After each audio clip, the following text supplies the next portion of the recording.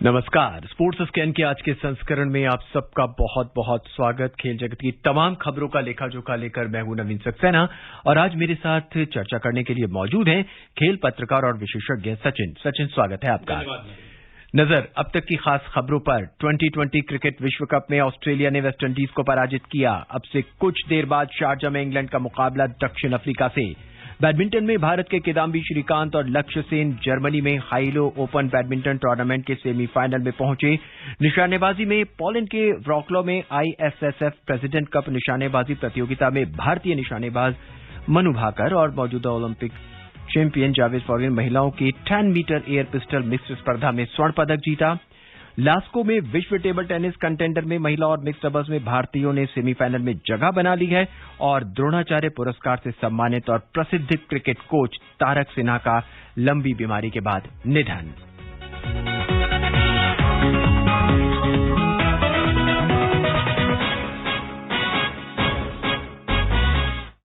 Sachin, 2020 cricket विश्व cup में group 1 में अबू धाबी में ऑस्ट्रेलिया ने वेस्टइंडीज को 8 विकेट से हरा दिया है। जीत का जो लक्ष्य था वो हालांकि 158 रन का था, लेकिन ऑस्ट्रेलिया ने 22 गेंदें शेष रहकर ये जीत हासिल कर ली और अपनी रन रेट को भी बढ़ा दिया। निश्चित तौर पर, और इन लोगों के लिए जरूरी भी था नवीन। आप देखिए कि अभी ये चूंकि टीम फंसी हुई थी अपने ग्रुप में और इसको मैच जीतना तो बहुत जरूरी था और उसके साथ ये भी जरूरी था कि अपने रन रेट को भी बेहतर बनाए रखें, क्योंकि अब अगला मुकाबला नवीन होने वाला है, जैसा कि अभी आप शायद अपने कार्यक्रम में अभी आगे बताएंगे भी अपने श्रोताओं को कि वो मुकाबला भी बहुत अहम होगा जो इंग्लैंड और दक्षिण अफ्रीका के बीच होगा इसी ग्रुप का, क्योंकि उससे तय होगा कि इस ग्रुप से आखिर कौन सेमीफाइनल में टीमें पहुंची हैं। तो लेकिन ऑस्ट्रेलिया ने अपने दावेदारी को काफी मजबूत कर लिया है जीत के साथ और ये जीत बहुत ही प्रभावशाली रही है नवीन। ऑस्ट्रेलिया को अभी तक ये लगता था कि उसके बल्लेबाजी कहीं लय में नहीं है जी, लेकिन आज उसके बल्लेबाजों ने उसका पूरा साथ दिया है। गेंदबाजों ने जो प्रदर्शन किया था, एक अच्छा लक्ष्य उसके बाद भी देने में सफल रही वेस्टइंडीज की टीम, लेकिन बल्लेबाजों ने काफी अच्छा प्रदर्शन किया। मात्र 16.2 ओवर में 2 विकेट खो के 161 रन बनाना ये बताता है कि ऑस्ट्रेलिया अपनी दावेदारी को अब इस मुकाम पे आके काफी प्रभावशाली ढंग से रखने में सफल रहा है। और डेविड वार्नर ने जैसी पारी खेली, उन्होंने नाबाद 89 रन बनाए हैं मात्र 56 गेंदों पे 9 चौके 4 छक्कों के साथ, और मिशेल मार्श का उनको बहुत अच्छा साथ मिला नवीन, जिन्होंने अर्धशतकीय पारी खेली 32 गेंदों पे मात्र, उन्होंने भी 5 चौके 2 छक्के लगाए हैं।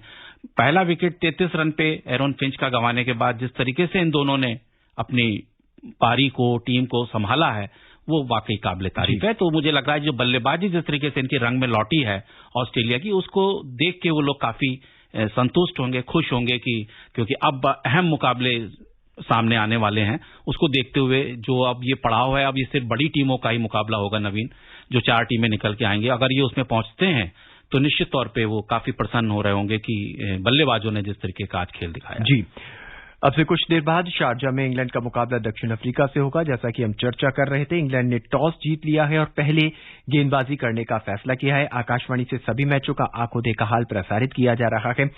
सचिन, टॉस इन सभी मुकाबलों में बहुत ही इंपॉर्टेंट जगह रख रहा है बिल्कुल। और टॉस जीतते ही आंख बंद करके कोई भी टीम पहले बल्लेबाजी कर रही है। निश्चित तौर पर। और आज इंग्लैंड ने टॉस जीतकर पहले गेंदबाजी करने का फैसला किया। ये एक बड़ा अलग डिसीजन है। देखिए, हो सकता है कि उनको कुछ समझ में आ रहा हो कि इससे कुछ उनको लाभ हो सकता है, क्योंकि कोई भी टीम देखिए अभी मुकाबला खोने के उसमें तो नहीं ही होगी जी, क्योंकि जिस तरीके से उनका विजय अभियान चल रहा है, चारों मैच जीते हुए हैं और सेमीफाइनल में प्रवेश कुछ तो कह रहे हैं कि तय है, कुछ कह रहे हैं कि हो चुका है, लेकिन अभी सारे मैच हो जाएंगे नवीन, तो उसके बाद हम कहेंगे कि हाँ ये भी सेमीफाइनल की टीम है। तो उसके हिसाब से तो वो भी चाहेंगे कि जीत की लय बनाए रखें, तो वो कोई भी इस तरीके की अनहोनी तो नहीं चाहेंगे कि उनके साथ हो जाए। तो मुझे लगता है कि जो भी फैसला लिया बड़ा सोच समझ के लिया होगा। सचिन, दक्षिण अफ्रीका को अब सेमीफाइनल में जाने के लिए किस नेट रन रेट के साथ इंग्लैंड को हराना होगा, ये भी लगभग साफ हो चुका है, क्योंकि ऑस्ट्रेलिया जी बिल्कुल उनको काफी अच्छा, देखिए एक बहुत बड़ी जीत की जरूरत होगी। अभी तक तो ये था कि नेट रन रेट में पीछे है, लेकिन अगर मान लीजिए वेस्टइंडीज किसी हालात में जीत जाता, तब उनके लिए एक ये चुनौती होती कि उनको जीतना है, लेकिन अब तो उनके लिए ये चुनौती है कि उनको बेहतर रन रेट के साथ जीतना है, और उनका रन रेट के बाद से आता है, इसलिए वहां तक पहुंचने के लिए जो ऑस्ट्रेलिया का रन रेट है उनको काफी प्रभावी जीत की जरूरत होगी। तो निश्चित तौर पे ये बहुत एक मुश्किल काम होगा। वैसे ये मैच तो बहुत मुझे लगता है कि अच्छा होना चाहिए, क्योंकि दोनों बड़ी टीमें हैं। एक ही मैच हारे हैं दक्षिण अफ्रीका वाले, वो भी ऑस्ट्रेलिया से, तो उसको देखने के बाद कहा जा रहा था कि इनका अभियान थोड़ा सा कहीं कुछ लड़खड़ा, लेकिन चूंकि वो ग्रुप ही ऐसा है कि उसमें सब बड़ी टीमें हैं, तो ग्रुप ऑफ डेथ कहा जा रहा था वो, तो निश्चित तौर पर उससे निकलना सेमीफाइनल में किसी भी टीम के लिए चुनौतीपूर्ण होगा। तो एक बड़ी जीत की जरूरत है साउथ अफ्रीका को, और निश्चित तौर पर ये एक मुश्किल काम होगा। अभी वाकई ये जो ग्रुप है वो आंकड़ों में फंसता हुआ नजर आ रहा है, और दूसरी ओर ग्रुप 2 में भारत जो है आंकड़ों में फंसता हुआ नजर आ रहा है। 2020 क्रिकेट विश्व कप में कल दुबई में भारत ने स्कॉटलैंड पर एक शानदार जीत दर्ज की। स्कॉटलैंड को 8 विकेट से पराजित किया। भारतीय गेंदबाजों ने पहली गेंदबाजी की और स्कॉटलैंड की टीम को केवल 85 रन पर समेट दिया। लेकिन अभी भी सेमीफाइनल में पहुंचने के लिए भारत को न्यूजीलैंड और अफगानिस्तान के बीच होने वाले मैच पर निर्भर होना होगा।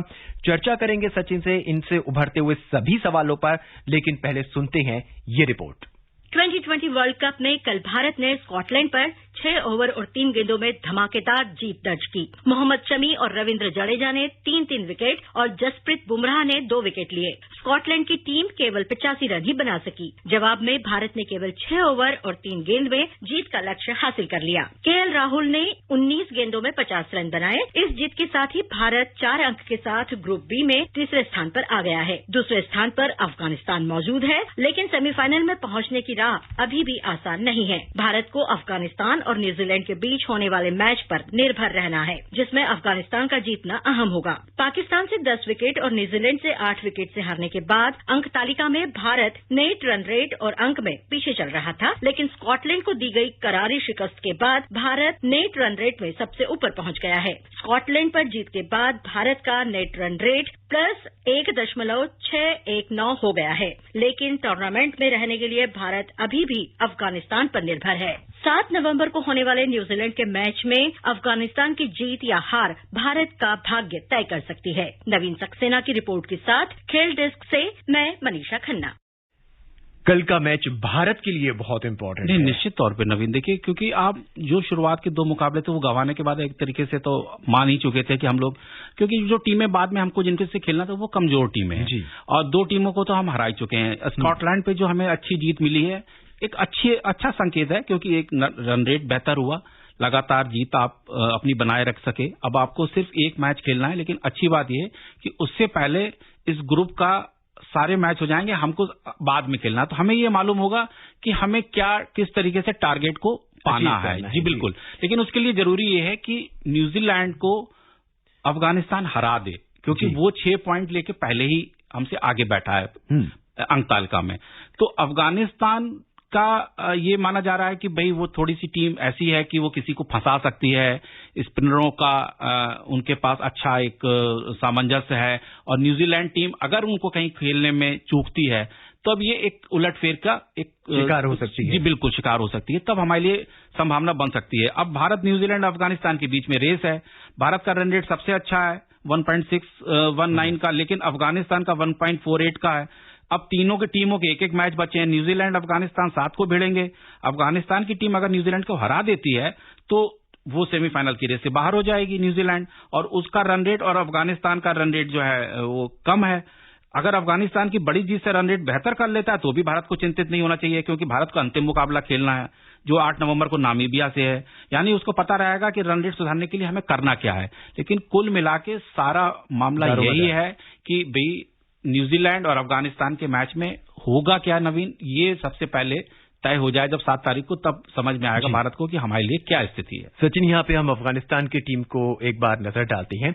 अफगानिस्तान की टीम ने अब तक जितना भी मुकाबला खेला है, बेहतरीन मुकाबले खेले हैं। पाकिस्तान के खिलाफ अगर मैच को देखा जाए तो वो मैच पाकिस्तान के साथ फंस चुका था, और हो सकता था कि शायद आखिरी ओवर में जिस तरह से पाकिस्तान के खिलाड़ी अगर एक ही ओवर में मैच को बराबर नहीं करते तो शायद वो मैच हार भी सकते थे। बिल्कुल बिल्कुल। तो उम्मीद यहाँ हम भारतीय होने के नाते ये कर सकते हैं। बिल्कुल, इसीलिए तो ये उम्मीद बनी हुई है नवीन, क्योंकि देखिए क्रिकेट को इसीलिए ऐसा खेल कहा जाता है कि अनिश्चितताओं का खेल है ये, और अनिश्चितताएं ही इस खेल को जो है इतना रोमांचक, बिल्कुल जीवंत बनाए रखती हैं।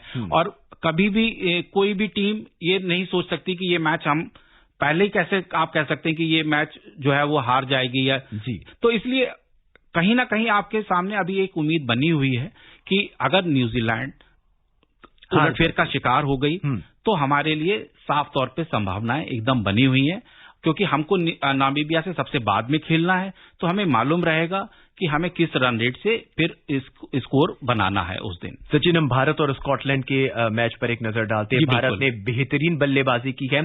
स्कॉटलैंड जो है अब तक अच्छा प्रदर्शन कर रहा था, हालांकि उसके बल्लेबाज रन बना रहे थे, बॉलर अच्छी बॉलिंग कर रहे थे, बिल्कुल, लेकिन कल सबके सब धाराशाही हो गए। नजर डालते हैं हम बैटिंग लाइनअप पर भारत की। कल तीसरे नंबर पर हमें विराट कोहली देखने को मिले, लेकिन मुझे लगता है कि शायद उस समय जब रनों को तेज तर्रार बनाने की जरूरत थी, तो क्या हार्दिक पांड्या को ऊपर नहीं लाना चाहिए था? नहीं, क्योंकि काफी काम तो देखिए हो ही चुका था, और ये टारगेट जो है हमने और पहले अचीव कर लिया। हमारे पास और भी गेंदें थी जिसके अंदर हमें ये हासिल करना था। तो मुझे लगता है कि सब चीजों को देखते हुए, क्योंकि इतनी हड़बड़ी की भी जरूरत नहीं थी भारतीय टीम को, तो उनको लगा होगा कि नहीं, हमें जो है अपने अनुभव के साथ जाना चाहिए और हमें उसी पैटर्न को फॉलो करना चाहिए जिसके हिसाब से हमको आगे चलना है। सचिन, बहुत संक्षिप्त में विशेषज्ञ के तौर पे हम वरुण चक्रवर्ती के बारे में आपसे जानना चाहेंगे कि नहीं, देखिए, निश्चित तौर पे वो बहुत मेहनत कर रहे हैं और जिस तरीके से उनकी गेंदबाजी रही वो बहुत अच्छी रही। विकेट भले ही उनको नहीं मिला, लेकिन उनकी गेंदबाजी काफी किफायती थी। मात्र उन्होंने 15 रन दिए हैं नवीन, तो ये एक अच्छा संकेत होता है किसी भी गेंदबाज के लिए। आपको सफलता मिली नहीं, लेकिन आपने कम से कम रन नहीं लुटाए। और उनके बारे में ये भी बड़ी चर्चा रही कि एक दिन वो देर रात तक वो जो है नेट पे प्रैक्टिस करते रहे थे। तो ये दिखाता है कि किसी खिलाड़ी का एक जज्बा दिखाता है, ये जीवट दिखाता है कि वो किस तरीके का प्रदर्शन करने की चाह रखता है। द्रोणाचार्य पुरस्कार से सम्मानित और प्रसिद्ध क्रिकेट कोच तारक सिन्हा का लंबी बीमारी के बाद आज सुबह निधन हो गया। वे 71 वर्ष के थे। भारतीय क्रिकेट के लिए कई खिलाड़ियों को तैयार करने वाले तारक सिन्हा लंबे समय से फेफड़ों के कैंसर से जूझ रहे थे। उस्ताद जी के नाम से जाने जाने वाले सिन्हा ने द सोनेट क्लब में कई क्रिकेटरों को प्रशिक्षित किया। आकाशवाणी से बातचीत में खेल पत्रकार और कमेंटेटर गौस मोहम्मद ने बताया कि तारक सिन्हा का जाना भारतीय क्रिकेट के लिए एक झटका है। उन्होंने बताया कि खिलाड़ियों को परखने और तैयार करने में वो गहरी नजर रखते थे। तारक सिन्हा एक ऐसे कोच थे जो बंजर भूमि को भी उपजाऊ बना देते थे। एक से एक ऐसे क्रिकेटर उन्होंने निकाले हैं कि जो मायूस हो गए थे कि उनको खेल छोड़ देना चाहिए, उनको प्रेरित किया, उनके अंदर मेहनत की और फिर उन्होंने ग्रेट सक्सेस हासिल की। चाहे वो रमन लांबा हो, मनोज प्रभाकर हो, ऋषभ पंत हो, he was a great coach रहेंगे। सचिन, नहीं, निश्चित तौर पे देखिए, ये बड़ा दिल्ली क्रिकेट के लिए एक बहुत बड़ा झटका है ये तारक सिन्हा जी का जाना। और मैं 30 साल पहले लगभग यहाँ पे आया था खेल पत्रकारिता, जब मैंने शुरू करी थी 91 में, तो तब से मैं उनका नाम यहाँ सुनता रहा हूँ और उनकी एक छाप देखता रहा हूँ दिल्ली क्रिकेट में, क्योंकि उन्होंने अनगिनत, प्रथम श्रेणी के अनगिनत क्रिकेट भारतीय टीम को दिए हैं। और इसके अलावा अंतर्राष्ट्रीय क्रिकेट में भी उनके एक लंबी फेहरिस्त है उनके द्वारा पैदा किए हुए खिलाड़ियों की। आप देखिए ना कि रमन लांबा, मनोज प्रभाकर, उससे पहले सुरेंद्र खन्ना और अतुल वासन, संजीव और अभी हमारे सबसे ताजा तरीन जो हमारे जी बिल्कुल ऋषभ पंत। और सबसे बड़ी बात यह कि उन्होंने भारतीय क्रिकेट में जैसे बाकी कोच हैं, उन लोगों का एक खास वो रहता है कि इन्होंने कुछ खिलाड़ियों को पैदा किया जिसकी वजह से उनका नाम है। लेकिन ये भारतीय महिला क्रिकेट टीम के भी कोच रहे। इन्होंने अंजुम चोपड़ा को भी भारत की क्रिकेट के लिए तैयार किया। रोमेली धर का भी नाम लिया जाता है कि वो भी उस्ताद जी की देन रही। तो ये एक बड़ी उपलब्धि। मुझे लगता है कि बीसीसीआई को इनसे और अच्छे काम लेने चाहिए थे। ये हो सकता है, इस विषय में हम लोग नहीं जाना चाहते नवीन, कि बीसीसीआई इनका क्यों नहीं उस तरीके से लाभ ले पाई। लेकिन दिल्ली क्रिकेट के अंदर तारक जी बहुत बड़ा नाम थे और निश्चित तौर पे जो उदयमान खिलाड़ी हैं और या आने वाले जो खिलाड़ी हैं, उन लोगों को बहुत बड़ा एक ये सदमा लगा होगा कि उस्ताद जी का मार्गदर्शन अब उनको आगे नहीं मिल पाएगा। तारक सिन्हा द्रोणाचार्य पुरस्कार पाने वाले 5वें क्रिकेट कोच थे और आचरेकर के बराबर के उनके कद जिसे कहते हैं कि वाले कोच। नहीं जी, बिल्कुल बिल्कुल जी। बात बैडमिंटन की। बैडमिंटन में भारत के किदाम्बी श्रीकांत और लक्ष्य सेन शानदार प्रदर्शन जारी रखते हुए जर्मनी के हाइलो ओपन बैडमिंटन टूर्नामेंट के सेमीफाइनल में पहुंच गए हैं। सेमीफाइनल में आज श्रीकांत का मुकाबला मलेशिया के लीजी जिया से होगा, वहीं लक्ष्य सेन और सिंगापुर के लोह क्यू आमने सामने होंगे। इससे पहले क्वार्टर फाइनल में श्रीकांत ने हांगकांग के एंजी कोलोंग्स को कड़े मुकाबले में हराया, जबकि लक्ष्य सेन ने रोमांचक मुकाबले में 3 बार के जूनियर विश्व चैंपियन थाईलैंड के कुनलावुत विथिदासरन को पराजित किया। और अब बात टेबल टेनिस की। लास्को में खेली जा रही विश्व टेबल टेनिस कंटेंडर में भारतीय खिलाड़ियों ने शानदार प्रदर्शन करते हुए सेमीफाइनल में जगह बना ली है।